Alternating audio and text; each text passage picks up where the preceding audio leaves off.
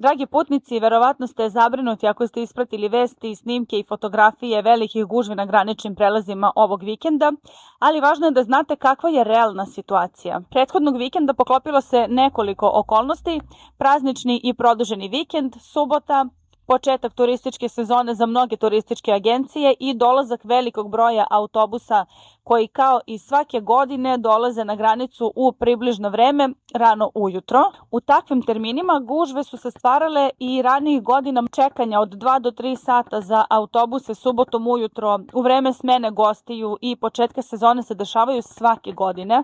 Ono što je važno jeste da gužva nije trajala istim intenzitetom tokom čitavog dana. Prema informacijama koje mi imamo direktno sa Evzonija, veća kolona autobusa stvorila se između 6 i 8 sati ujutro, nakon čega je prolaz otvoren i gužva se odmah raščistila, autobusi su nastavili put i na odredište su stigli u predviđeno vreme. Mi smo situaciju pratili iz sata u sat tokom čitavog dana i nakon toga većih zadržavanja nije bilo. Također juče je bio i povratak sa produženog vikenda za putnike iz Makedonije, što je također dovelo do većih zadržavanja, međutim to su upravo oni termini i datumi koje vam i inače savjetujemo da izbegavate koliko god je moguće.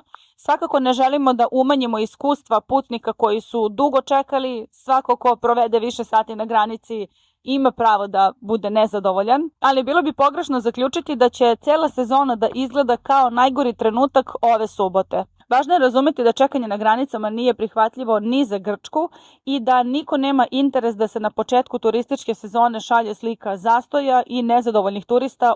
Mi ćemo kao i do sada pratiti stanje direktno sa terena i obaveštavati vas odgovorno.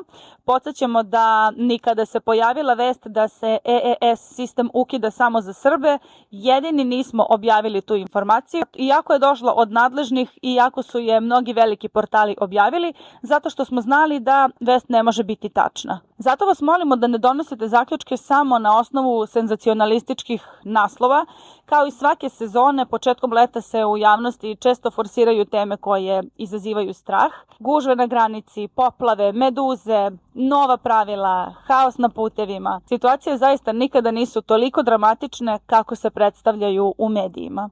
Naš savjet ostaje isti kao i prethodnih godina. Izbegavajte najudarnije termine ako možete, razmotrite alternativne prelaze. Za Jonsku obalu to može biti Niki, za Tasos to može biti put preko Bugarske, a za pojedine destinacije i prelaz Dojran. Gužvi može biti, čekanja može biti, može da se dogodi i tehnički problem, ali za sada ne vidimo osnov da se cela sezona predstavi kao sezona kolapsa na granicama.